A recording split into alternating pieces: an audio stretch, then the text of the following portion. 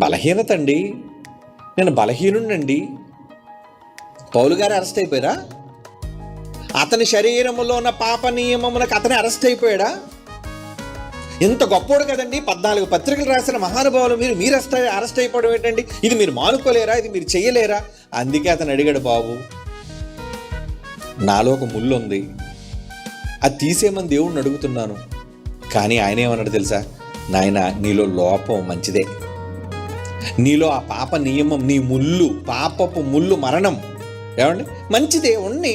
ఎందుకంటే అలా నువ్వు బలహీనుడుగా ఉన్నప్పుడే నీ బలహీనతలలో నా బలము సంపూర్ణమవుతున్నది అన్నాడండి. ఎలా ఓదార్చాడండి కొడుకుని? సరే, నువ్వు బలహీనుడు వెళ్ళే నాయన, నీ బలహీనతల్లో కూడా నా బలం ఉంది, మర్చిపోకు.